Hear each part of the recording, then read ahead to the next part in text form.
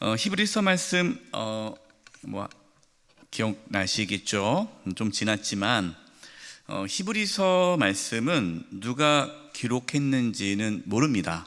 근데 히브리인 유대인들을 대상으로 쓴 편지죠.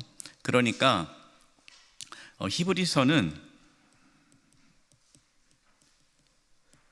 유대 그리스도인을 대상으로 쓴 편지입니다. 근데 유대 그리스도인들이 박해를 받기 시작하죠. 박해를 받다 보니까 예수님을 믿고 그렇게 기독교의 신앙을 갖다가 다시 배교를 합니다. 어디로 돌아가는 거예요? 다시 유대교로 돌아가는 거죠. 유대교로 돌아간다는 것은 율법을 또 따르고 또 제사를 또 지내는 등 유대교로 가게 됩니다. 그 이유는 제 얼굴을 빼도 될 것 같아요. 글씨가 중요하죠. 전 안 보여도 율법과 제사, 그러니까 다시 그렇게 배교를 해서 유대교로 가는 그러한 일들이 일어나다 보니까 이 히브리서 말씀을 통해서 유대 그리스도인들이 어떠한 박해와 고난과 환난 가운데서도 끝까지 예수님을 구주로 주님으로 믿고 따를 수 있도록 권면하기 위해 쓴 편지가 히브리서입니다. 그래서 이 히브리서에서는 구약에 대한 인용이 많고요. 특별히 비교를 많이 하죠. 구약과 예수님을 비교하는 겁니다. 그래서 오늘은 제사, 구약의 그 제사와 또 예수님께서 십자가에서 이루신 그 영원한 제사를 비교하면서 율법과 복음의 그 차이, 율법은 그림자고 복음은 실체임을 말씀을 하고 있습니다. 그래서 복음의 우월성, 예수 그리스도가 하나님께서 보내주신 메시아 그리스도임을 증명하는 그러한 말씀입니다. 히브리서에서 이제 다루는 또 중요한 개념이 있는데요. 하나가 이제 옛 언약과 새 언약입니다. 옛 언약과 새 언약에 대한 말씀을 또 히브리서에서는 전해주죠. 옛 언약이라는 것은 율법이죠. 어디서요? 시내산에서 하나님께서 율법을 주시고 이스라엘 백성들에게 이 율법을 지키면 복을 받고 율법을 지키지 않으면 저주를 받는다. 이것을 그래서 우리는 쌍방 언약이라고 합니다. 쌍방 언약은 뭡니까? 서로 주고받는 거예요. 네가 율법을 지키면 구원을 받고 율법을 지키지 않으면은 저주를 받는다. 이것이 쌍방 언약, 이것이 옛 언약입니다. 이 옛 언약의 기준으로 한 것이 이제 제사죠. 제사를 통해서 이 옛 언약이 계속 이루어졌습니다. 그런데 이 옛 언약으로는 구원을 받을 수가 없어요. 그렇잖아요. 모두가 다 죄를 짓잖아요. 죄를 안 짓는 사람이 없는 거예요. 아무리 율법을 지키려고 노력을 해도 그것으로서는 구원을 받을 수 없습니다. 사실 이 옛 언약은 그림자죠. 그림자. 모형이라는 거예요. 모형. 실체가 아니라는 거죠. 우리가 어디 이렇게 모델 하우스 같은데 하면 어떤 집을 짓기 전에 모델 하우스가 있지 않습니까? 그 모형이잖아요. 이게 실체가 아니잖아요. 이것처럼 옛 언약, 하나님께서 시내산에서 주신 그 율법을 통한 그 제사, 특별히 제사를 통해서 그 짐승의 피를 뿌림으로써 죄 사함을 받는 이것은, 이 제사법은 그림자, 모형이다. 그리고 실체가 왔는데 새 언약이다. 새 언약은 복음이죠. 예수 그리스도를 통해서 이 복음이 새 언약이 이루어졌고요. 예수님의 죽으심과 부활을 통해서 영원한 제사가 이루어지게 된 거죠. 이것이 실제입니다. 이 새 언약은 쌍방 언약이 아니죠. 일방적인 언약입니다. 이게 무슨 말이냐? 쌍방 언약은 서로 주고받고 있어야 되는데, 이 일방 언약은 그냥 하나님께서 그냥 은혜로 주시는 언약이에요. 일방적이죠. 은혜의 언약이라는 겁니다. 네, 은혜. 이 부분을 이제 히브리서의 말씀에서 이야기하고 있습니다. 이제 들어가 보겠습니다. 8페이지, 여러분 8페이지. 여러분 책 없으신 분, 없으신 분 있어요? 책 안 받았다라는 분들은 책을 드릴 겁니다. 다 있죠? 네, 합니다. 8페이지 보겠습니다. 온전케 하시는 하나님이에요. 제가 제목을 히브리서 말씀 이제 하반 8장에서 13장 말씀을 보면서 제목을 온전케 하시는 하나님으로 정했습니다. 온전케 한다, 온전케 하심. 이 온전케 하신다는 것은 두 가지 의미가 있죠. 하나님의 구원, 하나님의 구원이 우리에게 온전하게 이루어졌다. 불안하게 이루어진 것이 아니에요. 예수 그리스도께서 십자가에서 죽으시고 부활하심으로 우리에게 구원이 온전하게 이루어졌다.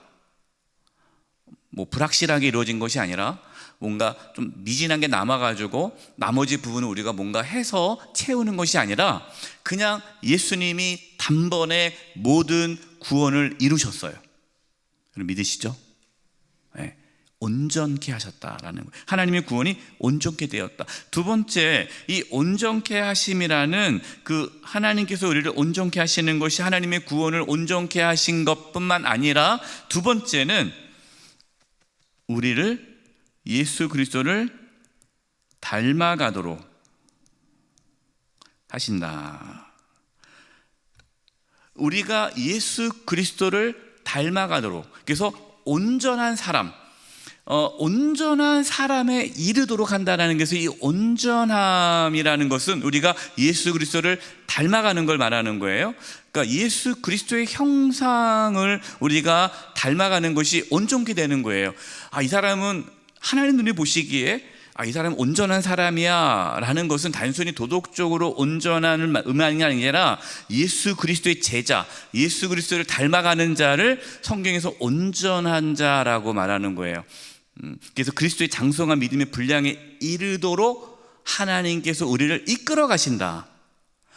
지금은 완전하지 않지만 그러나 하루하루 하나님께서 우리를 구원해 주실 뿐만 아니라 예수 그리스도의 장성한 믿음의 분량에 이르도록 우리를 이끌어 가신다. 이 두 가지가 히브리서에서 말씀하고 있습니다. 그러니까 우리가 예수 그리스도를 믿음으로 구원받고 끝, 그것이 아니라 우리 안에 성령을 부어주시는데 성령께서 우리로 하여금 예수 그리스도를 닮아가도록 이끄신다라는 거예요. 이 두 가지가 온전한 신앙의 모습이죠. 이번 이제 로잔 대회를 제가 준비하고 그리고 로잔 대회를 참여하면서 그 로잔 대회에서 아주 중요하게 가르치고 선포하는 내용이 제자도입니다. 제자도. 그러니까 그동안 제자도에 대해서 좀 교회가 소홀히 했다라는 거죠. 그러니까 예수님 믿고 천국, 예수 천당 불신지옥, 그냥 교회만 나오면 된다, 예수님 믿고 천국 가면 된다, 여기에 너무 머물러 있었다. 그런데 하나님 말씀은, 우리 예수님께서 주신 말씀은 너희는 모든 족속으로 무엇을 삼아? 제자를 삼으라는 거죠. 그래서 목회자들이 성도들이 예수님의 제자가 되도록 훈련을 하지 않은 것에 대한 회개를 하게 된 거예요. 그냥 교회만 잘 나오고 헌금 생활만 잘하고 교회 봉사만 잘하고 그러면 괜찮다는 거죠. 그러니까 주일날 교회 왔냐 안 왔냐, 그분이 예수님의 제자로 살아가느냐 살아가지 않느냐 여기에는 관심이 있는 것이 아니라 주일성수 했냐 안 했냐. 주일성수 했으면 다행이다. 주일성수 안 하면 교회 나오시라고. 그러니까 그분이 예수님의 제자로 살아가는지에 대해서는 신경을 쓰지 않고 단지 교회에 나오는 것으로만 만족하게 만들었다라는 거죠. 그러니까 성도들이 그냥 교회 나오는 것으로서만 자기의 의무를 다하는 거예요. 그러니까 교회만 나가면 됐지. 목사님 알겠어요, 전화하지 마세요, 교회 나갈게요. 귀찮게 하지 마세요, 제가 교회는 나갈게요. 감사합니다, 교회만 나와 주신다면요. 그러니까 성도들로 하여금 성도들이 그냥 교회만 나오는 곳에만 머물게 만들었다라는 거예요. 그것은 하나님께서 원하시는 그러한 모습은 아니죠. 이게 왜 중요하냐면 이제 세속주의, 이러한 다원주의, 이러한 사회가 이제 점점 강력하게 되는데, 이러한 상황에서 이런 단어를 써요. 레디칼, 급진적인 제자도가 없으면 이 마지막 때에 성도들이 신앙생활을 온전히 할 수 없다라고 보는 거죠. 그게 지금 한국교회 고스란히 나타났죠. 교회학교 아이들이 그냥 어릴 때 교회만 나오면 우리 아이들이 교회만 가면 다 되는 줄 알고, 근데 우리 아이들이 어렸을 때 교회를 잘 나왔어요. 그런데 그 어렸을 때 교회를 나왔지만 그 어릴 때부터 예수님의 어떤 제자로서의 훈련이 없다 보니까 어른이 돼가지고 나 교회 안 갈래요. 이제 커서 교회 안 간다고 하니까 말도 안 듣고. 그것이 지금 한국교회의 가장 그 위기다. 그 위기가 뭐냐? 제자도, 예수 그리스도의 제자로 세우는 부분에 소홀히 했다. 교회 성장에만 관심이 있었죠. 성장, 몇 명 모이느냐, 여기에 인원 동원 쪽에만 관심이 있었던 것이, 물론 그것이 하나의 필요하죠. 단계이지만 그것이 건강하지 못한 한국교회의 모습을 만들었고, 그 결과 지금 오늘날의 코로나라든지 또 세속주의라든지 이러한 다양한 세속의 어떤 물결 속에서 다 속절 없이 무너져가는 그런 모습을 보게 된다라는 겁니다. 그래서 이제부터라도 우리가 정말 바르게 신앙생활을 하고 예수님의 제자로 살아가는 데 힘쓸 수 있기를 바랍니다. 히브리서 말씀이 이 두 가지를 하는 거예요. 구원의 온전함, 하나님께서 우리를 구원케 하시는데 우리를 온전케, 우리를 완전하게 구원하셨다라는 것과, 두 번째는 우리를 예수 그리스도를 닮아가도록 성령께서 우리를 이끄신다. 이 두 가지를 히브리서에서 말씀하고 있다라는 거예요. 그래서 1번, 온전케 하시는 하나님이 그 부분입니다. 하나님의 구원은 온전하고 영원합니다. 우리를 구원하신 하나님께서는 우리를 온전케 하십니다. 우리를 온전케 하시는 것은 우리의 구원을 온전하게 이루신다는 뜻입니다. 또한 우리가 예수님을 닮아가도록 인도하신다는 뜻입니다. 두 가지가 있다라는 거. 자, 두 번째, 온전하고 영원한 예수님의 희생 제사. 그럼 구약의 제사는 온전하지 못한 거죠. 불완전한 거예요. 임시적인 거예요. 그러나 예수님의 희생제사, 예수님의 십자가에서 피 흘려 죽으신, 십자가에 자기의 살을 찢고 피를 흘리신 그 제사는 온전하고 영원한 제사다라는 겁니다. 1번, 하늘 지성소와 새 언약, 땅의 지성소와 옛 언약. 아까 말씀드린 새 언약과 옛 언약에 대한 부분이에요. 보겠습니다. 히브리서 8장 1절부터. 지금 우리가 하는 말의 요점은 이러한 대제사장이 우리에게 있다는 것이라. 대제사장이 누굽니까? 예수님이시죠. 예수님.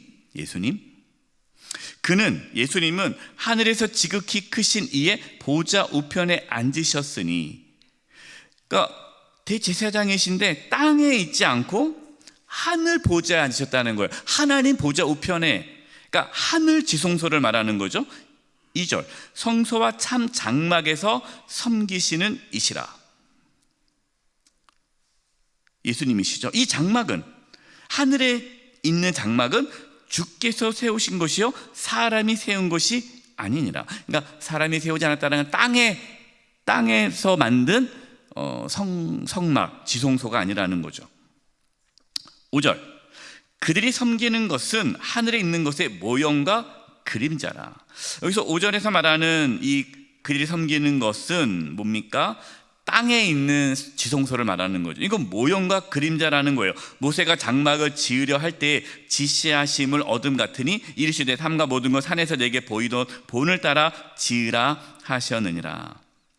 하나님께서 모세를 통해서 시내산에서 이렇게 성막을 지으라, 지성소를 지으라, 그대로 만들었단 말이에요. 그것은 모형이라는 거예요. 그림자라는 거예요. 실체는 아니래요. 실체는 예수님이 이루신 거죠.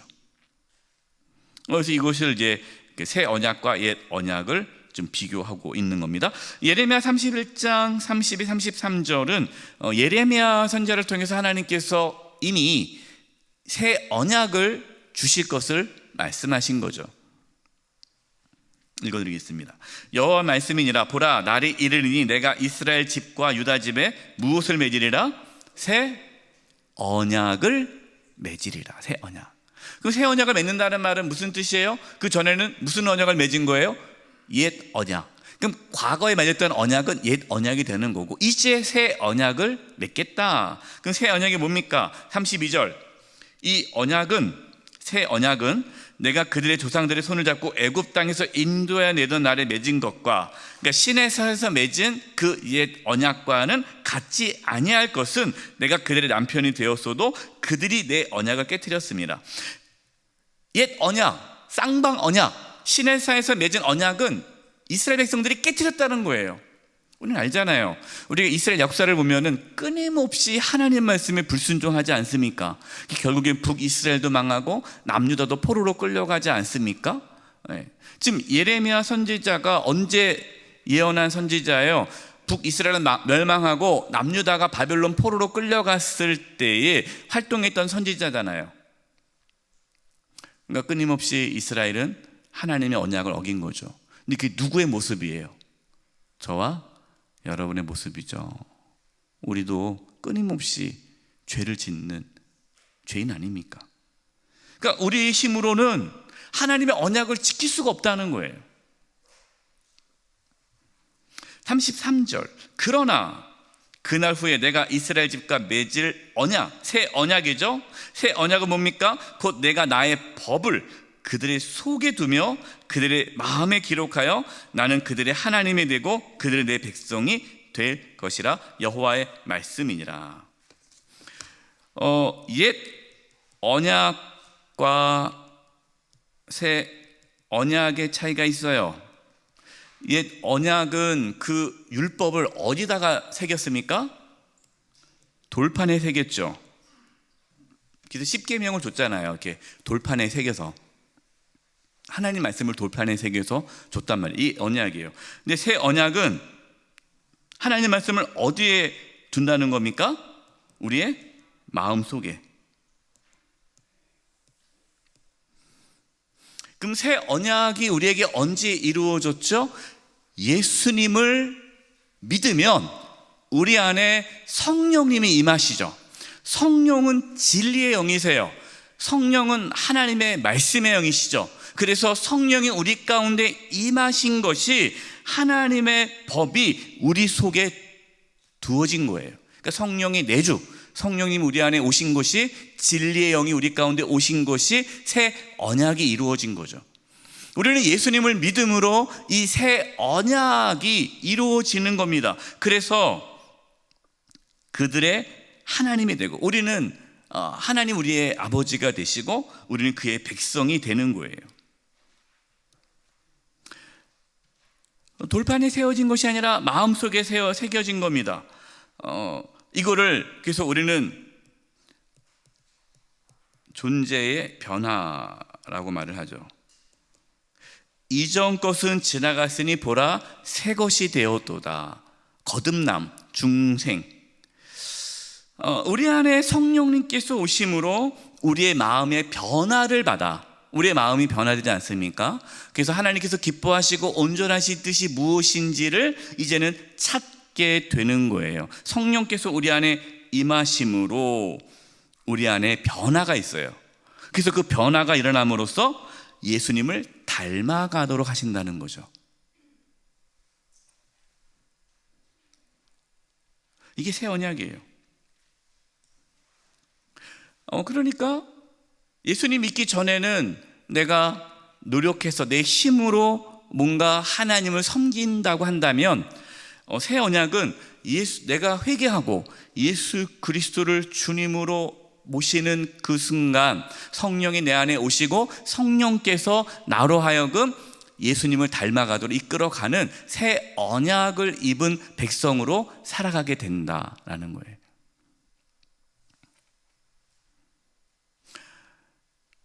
이것이 우리 가운데 이제 이루어진 거죠. 두 번째, 이 새 언약을 이루시기 위해서 두 번째, 그리스도 예수님의 피로 깨끗하게 하셨다. 새 언약을 우리가 이룰 수 없어요. 이 새 언약은 하나님께서 이루시는데, 이 새 언약이 이루어지려면 우리 안에 성령님이 우리 가운데 임하시려면, 성령님은 거룩한 영이시잖아요. 성령 거룩하시잖아요. 그럼 거룩하시려면 죄가 있으면 안 되죠. 하나님이 우리와 함께 하시려면 우리가 죄가 없어져야 돼요. 그래서 죄사함을 받아야 성령이 우리 가운데 임하시게 되는 거고, 성령이 우리 가운데 임하심으로 우리는 하나님의 자녀가 되고 새 언약이 이루어지게 되는 거예요.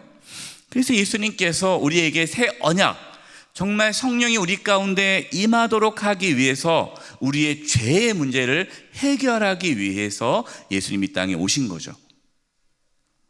이것이 예수 그리스도의 피로 깨끗해짐입니다. 히브리서 9장 12절 14절 표주세번 읽어드리겠습니다. 오직 한 번 지성소에 들어가셔서 염소나 송아지의 피로서가 아니라 자기의 피로서, 예수님의 피로서 우리에게 영원한 구원을 이룩하여 주셨습니다. 13절 염소나 황소의 피와 암송아지의 죄를 더럽혀진 사람에게 뿌려도 그 육체가 깨끗해져서 그들이 거룩하게 되거든. 그러니까 구약의 그 제사를 통해서도 하나님께서 내가 너희를 깨끗하게 해주겠다라고 하는데, 하물며 14절 영원한 성령을 힘입어 자기 몸을 흠없는 제물로 삼아 하나님께 바치신 그리스도의 피야말로 더욱더 우리들의 양심을 깨끗하게 하여 우리를 죽은 행실에서 떠나 살아계신 하나님을 섬기게 하지 않겠습니까? 살아계신 하나님을 섬기게 한다는 거예요? 못한다는 거예요? 섬기게 한다.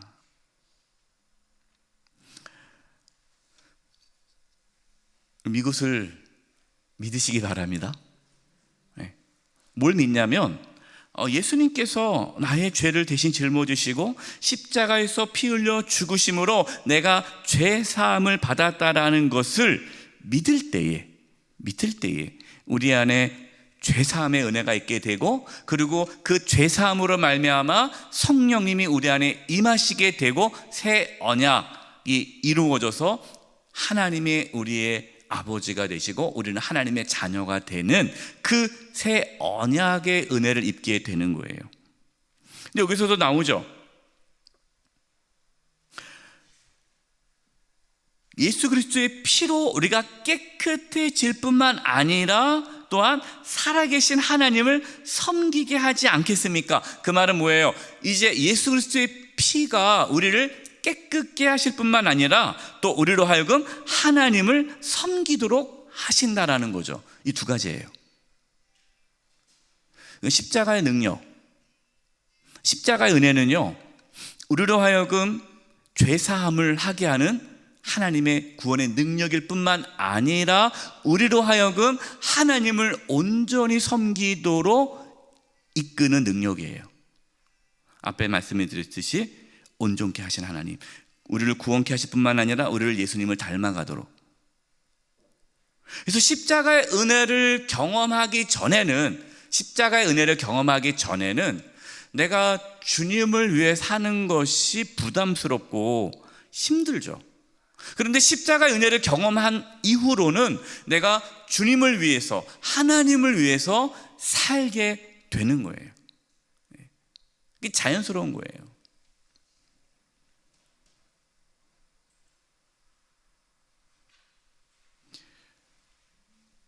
사탄은 끊임없이 우리에게 죄책감을 줍니다. 죄책감. 네가 그러고도 구원 받을 수 있을 것 같아? 근데 잠깐 제가요, 이러한 얘기들을 정말 많이 들어요. 이렇게 신방하다 보면 성도님들 중에 이런 얘기 많이 합니다. 목사님, 저 천국 못 갈 것 같아요. 그래서 왜요? 제가 하나님을 위해서 한 게 없어요. 그것은 여러분, 그거는 옛 언약이에요. 옛 언약.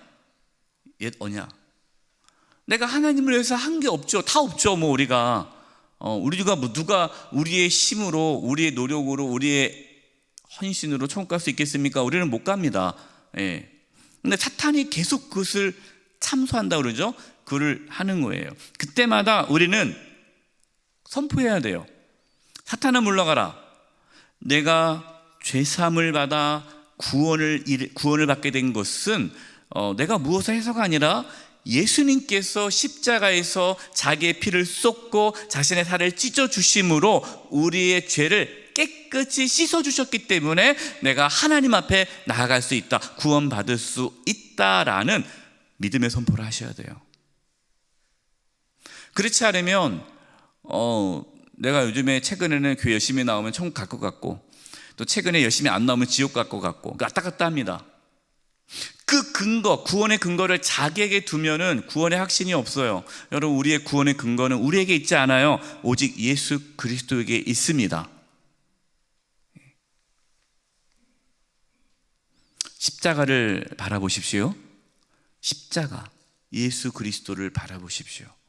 그러면 그 구원의 확신이 있고, 그리고 주님을 위해 살고자 하는 마음이 생기는 거예요. 세 번째, 단번에 희생 제사를 드리신 예수님. 히브리서 9장 25, 28절입니다. 대제사장은 해마다 짐승의 피를 가지고 성소에 들어가지만 1년에 한 번, 대제사장은 1년에 한 번 지성소에 들어갑니다. 지성소가 하나님의 임재가 있는 곳이죠. 대속죄일 딱 한 번 들어가요. 그때 법궤죠. 법궤 위 거기에 피를 뿌리죠. 그게 1년에 이스라엘 백성들의 죄를 씻어주는 그 날이 대속죄일이에요. 1년에 한 번 들어가야 됩니다. 그러나 25절, 그리스도께서는 그 몸을 여러 번 바치실 필요가 없습니다. 그것은 그가 그 몸을 여러 번 바치셔야 했다고 한다면 그는 창세 이래로 여러 번 고난을 받으셔야 했을 것이기 때문입니다. 그럼 예수님이 매번 십자가에서 돌아가셔야 돼요. 1년에 한 번씩 십자가 지셔야 돼요.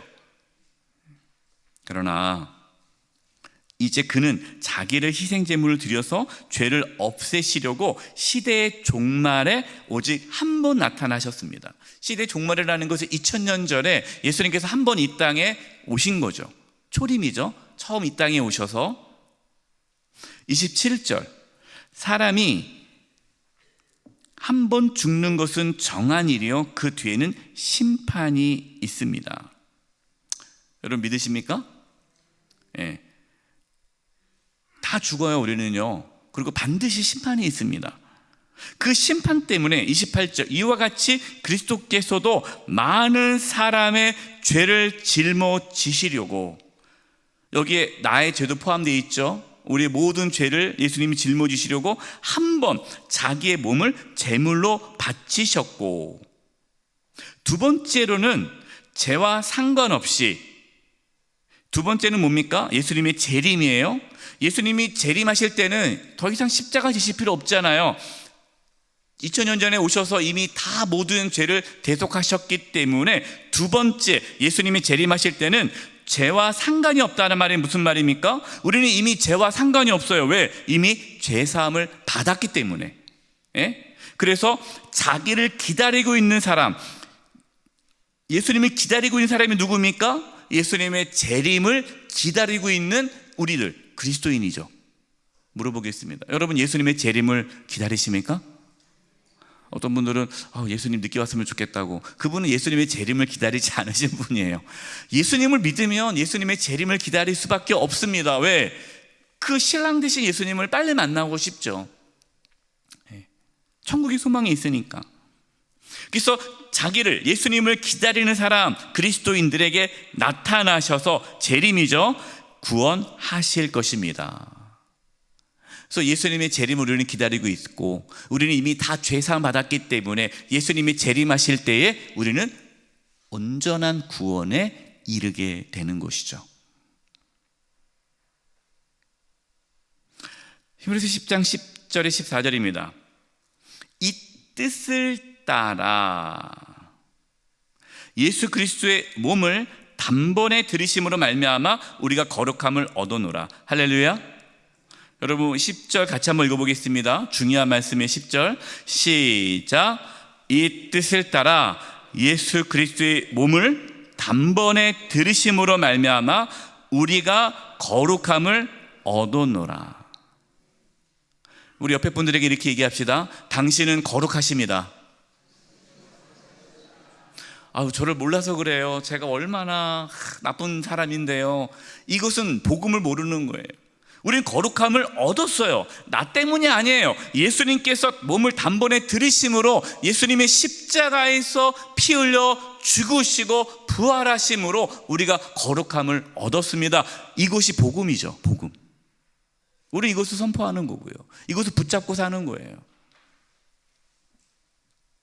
그래서 11절, 제사장마다 매일 서서 섬기며 자주 같은 제사를 드리되 이 제사는 언제나 죄를 없게 하지 못하거니와.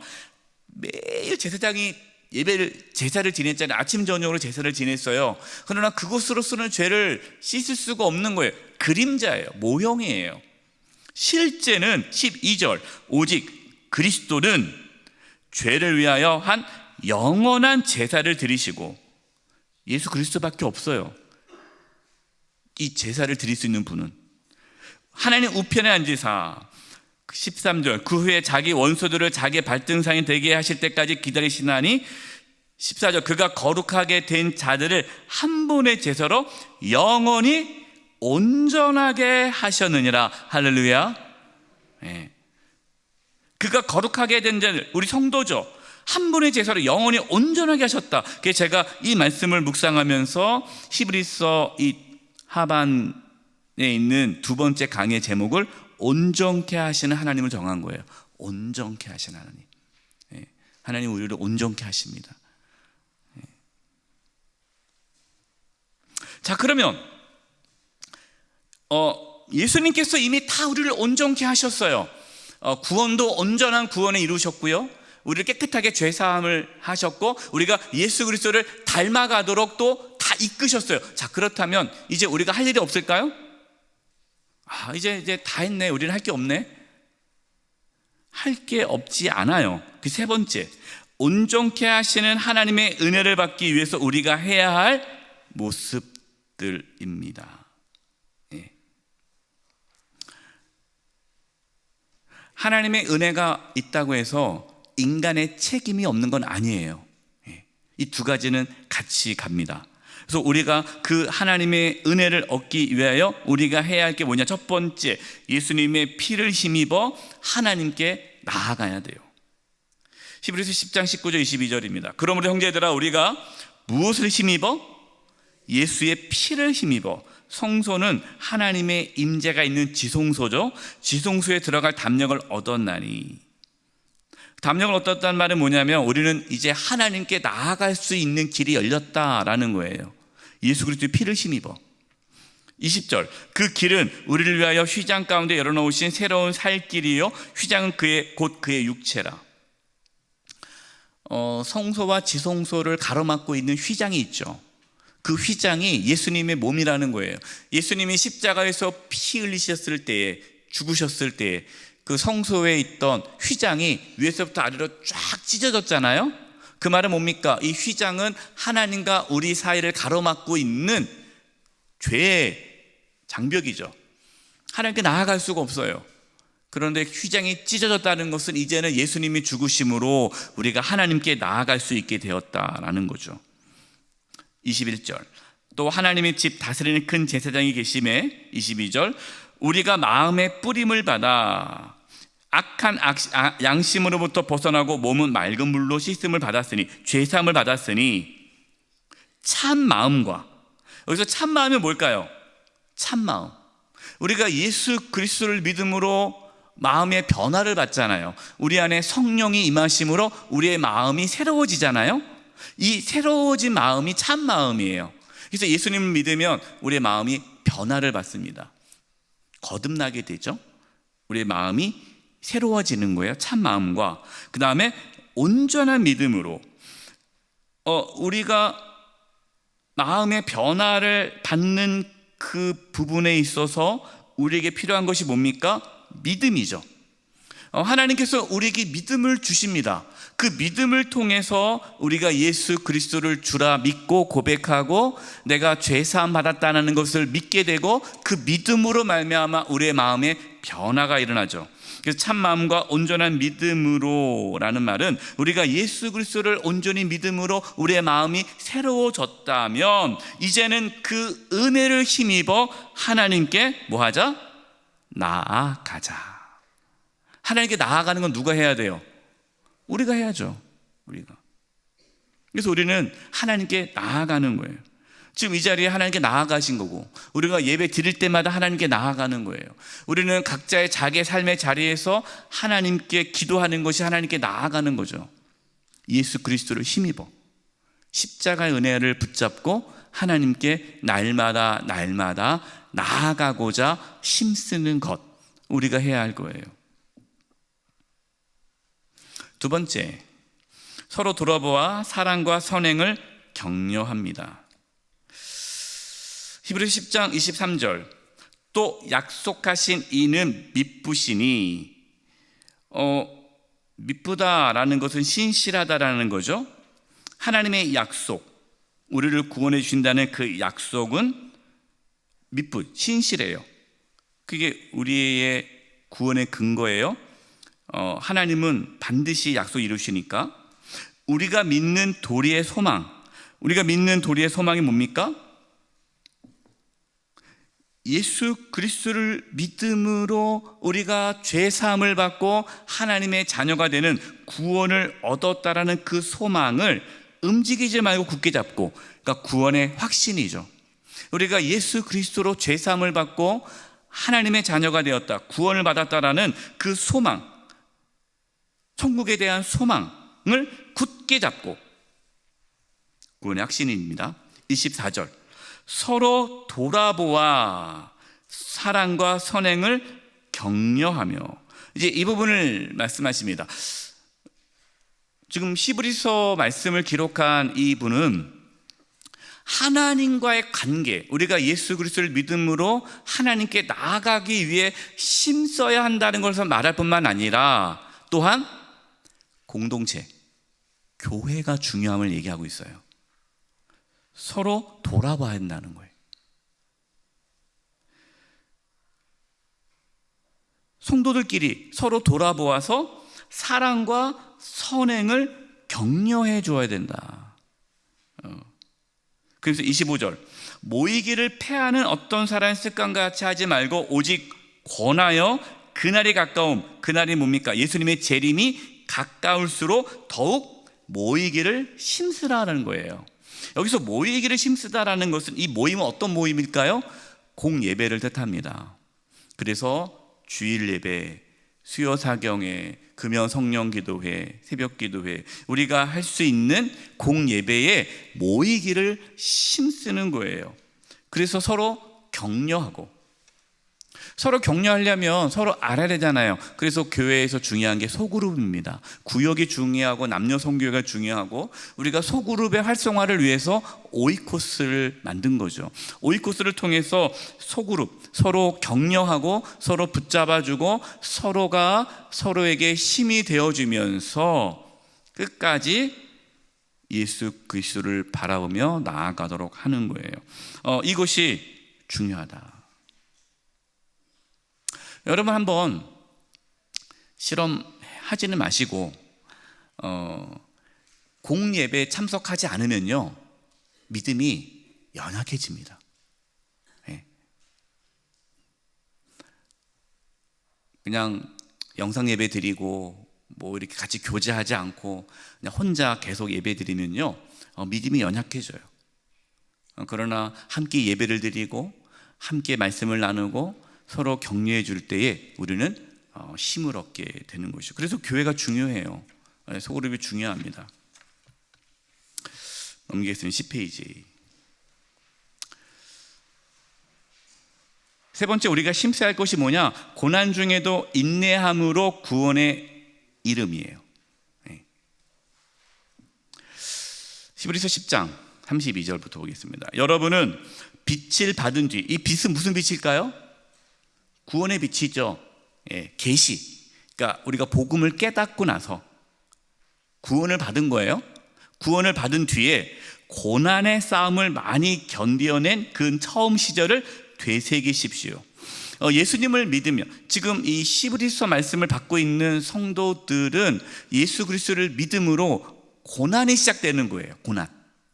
예수님 안 믿으면 고난이 없었을 텐데 예수님 그 고난이 시작된 거죠. 그 시절을 기억하라는 거예요. 그래서 33절, 여러분은 때로는 모욕과 환난을 당하여 구경거리가 되기도 하고 그런 처지에 놓인 사람들의 동반자가 되기도 하였습니다.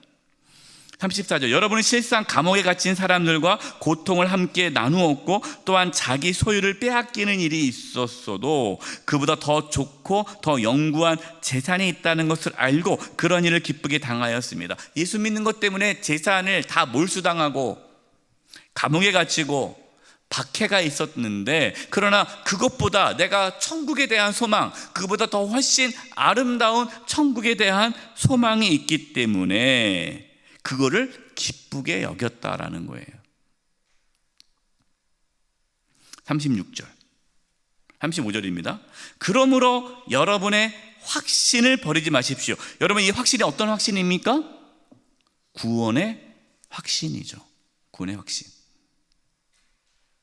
그 확신에는 큰 상이 달려 있습니다. 36절, 여러분이 하나님의 뜻을 행하고 나서 그 약속해 주신 것을 받으려면 뭐가 필요합니까? 인내가 필요합니다. 그래서 그리스도인들에게 중요한 덕목이 인내예요. 끝까지 예수 그리스도를 믿는 그 인내가 필요합니다. 그러니까 서로 격려하고 서로 붙잡아주고 서로 고난 가운데 있는 성도들을 위해서 기도해 줌으로써 우리가 끝까지 그 믿음의 길을 걸어갈 수 있도록 서로 붙잡아줘야 돼요. 이제 마지막 때가 되면 더 많은 환난과 더 많은 박해와 더 많은 핍박이 있을 겁니다. 그러니까 제대로 신앙생활을 하지 않으면 다 믿음의 길을 떠나갈 수밖에 없을 거예요. 그래서 지금 강력한 제자도가 필요하다는 이유가 바로 그것 때문에 그래요. 네 번째, 믿음으로 순종함입니다. 히브리서 11장 6절과 8절, 믿음이 없이는 하나님을 기쁘시게 하지 못하나니 하나님께 나아가는 자는 반드시 가 계신 것과, 여러분, 하나님이 살아계심을 믿으십니까? 하나님이 이 자리에 계심을 믿으십니까? 우리가 예배할 때마다 하나님께서 그 예배를 받으심을 믿으십니까? 여러분, 우리가 하나님께 나아갈 때마다 하나님의 살아계심을 믿어야 돼요. 그것이 중요합니다. 그리고 또한 그가 자기를 찾는 자들에게 상 주신 이심을 믿어야 할지니라. 우리가 하나님을 찾을 때에 하나님께서는 우리에게 은혜를 주신다는 것을 믿고 나아가야 돼요. 그 믿음이 있어야 돼요. 그런데 그 믿음은요, 단순히 입술의 고백이 아니라는 거예요. 히브리서 11장이 믿음의 장 아닙니까? 그 히브리서 11장이 믿음의 장은 우리에게 뭘 보여줍니까? 믿음은 순종함으로 나타난다라는 거예요. 그래서 8절, 믿음으로 아브라함은 부르심을 받았을 때에 뭐하여? 순종하여 장래의 유업으로 받을 땅에 나아가세 갈 바를 알지 못하고 나아갔으며. 하나님께서 부르실 때에 갈 바를 알지 못했지만 그 말씀에 순종하여 나아간 거예요. 마찬가지입니다. 여러분, 우리의 삶, 미래가 불확실하잖아요. 그러나 미래가 불확실하지만 우리는 하나님 말씀에 순종하며 하루하루 순종하며 나아가는 거예요. 믿음은 삶으로 나타납니다. 순종함으로 나타납니다. 다섯 번째, 천국을 사모함이에요. 히브리서 11장 16절, 그들이 이제는 더 나은 본향을 사모하니. 본향을 사모한다. 그럼 본향이 뭡니까? 진짜 본래의 고향. 그럼 그 말은 뭡니까? 우리는 뭐라는 거예요? 나그네라는 거예요. 나그네. 우리 옆에 분들에게 이렇게 얘기합시다. 당신은 나그네입니다. 우리 나그네예요. 나그네가 뭡니까? 지나가는 사람이라는 거예요. 정착민이 아니에요. 여기가 우리의 고향이 아니에요. 그런데 어떤 분들은 그리스도인들 중에 나그네가 아니라 정착민으로 여기서 천년 만년 살 것 같이 그냥 악착같이 하늘의 보화를 쌓지 않고 땅의 보화만 쌓는 분들이 있어요. 천국을 사모해야 되죠. 우리의 소속은 천국입니다. 본향을 사모하니 곧 하늘에 있는 것이라. 이러므로 하나님이 그들의 하나님이라 이끌음 받으심을 부끄러워하지 아니하고 그들을 위한 한 성 천국을 예비하셨느니라. 우리 교회가 영세교회 아닙니까? 영원한 세상을 바라보는 교회잖아요. 천국을 소망하는 교회잖아요. 천국에서 더 잘 살기 위해서 지금 이 땅에서 우리가 최선의 삶을 살아가는 성도가 영세교회 성도들이에요. 우리 천국을 사모합니다. 여섯 번째, 온전하게 하신 예수님을 바라봐야 돼요. 히브리서 12장 1, 2절, 이러므로 우리에게 구름같이 허다한 증인들이 있으니 모든 무거운 것과 얽매이기 쉬운 죄를 벗어버리고. 우리는 지금 경주를 하는 겁니다. 달리기 선수예요.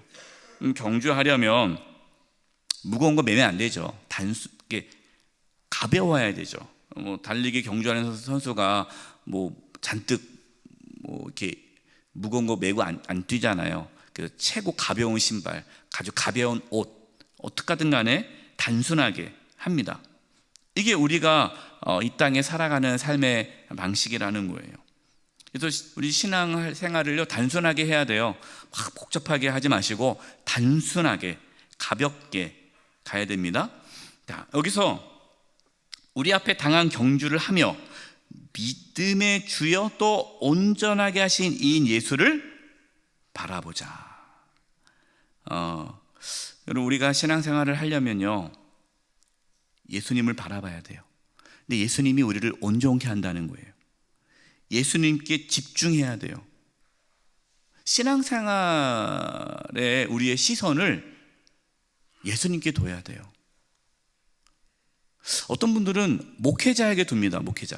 목사님. 목사님 없으면 잘 안 돼요. 난 목사님만 붙잡고, 저는 아무것도 몰라요. 저는 목사님만 붙잡을게요. 그러면 안 돼요. 여러분, 목사님 붙잡으면 안 됩니다. 예수님 붙잡으셔야 돼요.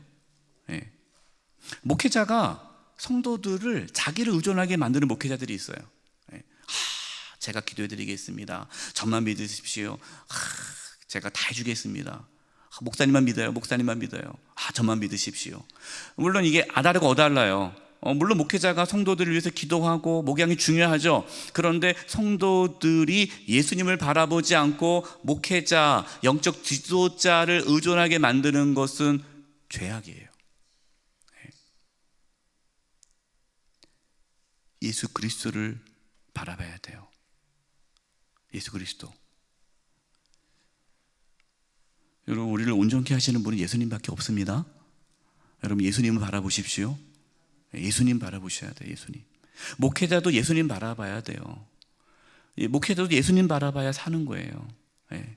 교회가 예수님 바라봐야 그 교회가 사는, 온전케 되는 거예요. 온전케 하시는 분은 예수님밖에 없습니다.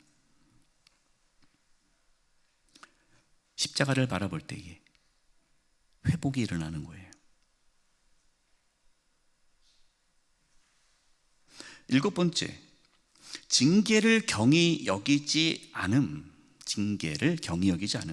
히브리서 12장 6절입니다. 주께서 그 사랑하시는 자를 징계하시고 그가 받아들이시는 아들마다 책짓질하심이라 하였으니 징계는 다 받는 것들인 것을 너희에게 없으면 사생자여 친아들이 아니니라. 그들은 잠시 자기 뜻대로 우리를 징계하시거니와 오직 하나님 우리의 유익을 위하여 그의 거룩하심에 참여하게 하시느니라. 무릇 징계가 당신은 즐거워 보이지 않고 슬퍼 보이나 후에 그로 말미암아 연단을 받은 자들은 의와 평강의 열매를 맺느니라. 하나님께서 우리를 때로 징계하신다는 거예요. 여러분, 징계를 두려워하지 마세요. 징계는 하나님 우리를 사랑하시기 때문에 징계하십니다. 징계의 목적은 뭡니까? 우리로 하여금 거룩함에 참여하도록 하기 위해, 예수 그리스도를 닮아가도록 때로 우리의 삶에 징계를 하시는 거예요. 질병으로나 경제적으로나 관계의 어려움이나 여러 가지 우리 삶의 인생의 문제들을 통해서 나의 죄를 깨닫게 하시고 회개하게 하시고 예수 그리스도를 닮아가고 예수 그리스도를 의지하게끔 우리를 만드는 거죠. 그래서 때로는 내가 너무 물질에 대한 욕망이 있을 때 하나님은 그 물질을 걷어가심으로 온전히 주님을 의지하게 만들고, 내가 사람을 의지하면 관계 속에서 깨트리시죠. 이 징계는 고통스럽지만 그것은 우리를 거룩하게 예수님을 닮아가도록 이끌어 줍니다. 그래서 어떤 분들은 징계가 있을 때에 그 징계가 빨리 사라지기를 기도하는 분들이 있는데, 여러분, 징계가 빨리 사라지기를 기도하지 마시고 그 징계를 통해서 내가 예수님을 닮아가기를 기도하셔야 돼요. 그렇지 않으면 징계만 받고 예수님을 안 닮아가면 그냥 고생만 하다 끝나는 거죠. 고생만 하다가. 우리는 징계를 통해서 거룩해짐이 예수님을 닮아가는 게 필요합니다. 8번째, 형제 사랑하기를 계속할 것. 히브리서 13장 1절부터 보겠습니다. 계속하여 서로 사랑하십시오. 나그네 대접하기를 게을리하지 마십시오. 어떤 이들은 나그네를 대접하다가 자기도 모르는 사이에 천사를 대접하였습니다. 감옥에 갇혀 있는 사람 생각하십시오. 여러분도 함께 갇혀 있는 심정 생각하십시오. 여러분도 몸이 있으니 학대받는 사람들 생각하십시오. 그래서 예수님께서 말씀하셨죠. 병든 자, 가난한 자, 감옥에 갇힌 자, 학대받은 자, 그들에게, 작은 자에게 하는 것이 예수님께 하는 것이다. 그래서 우리는 형제 자매를 사랑하고 우리 성도들을 사랑하고 고통 가운데 있는 성도들, 아프신 성도들을 위해서 기도해 주면서 또 학대받은 자, 이웃들을 돌아봐야 돼요. 이것이 우리가 해야 할 것입니다. 16절, 선행과 친교를 게을리하지 마십시오. 하나님께서 이러한 제사를 기뻐하십니다. 그러니까 하나님께서 기뻐하는 제사가 단순히 그냥 내가 하나님께 예배하는 이걸 넘어서 우리가 삶에서 선행과 구제와 친교, 성도 간의 아름다운 사랑의 교제가 그 자체가 하나님께 기뻐하시는 예배가 된다라는 거예요.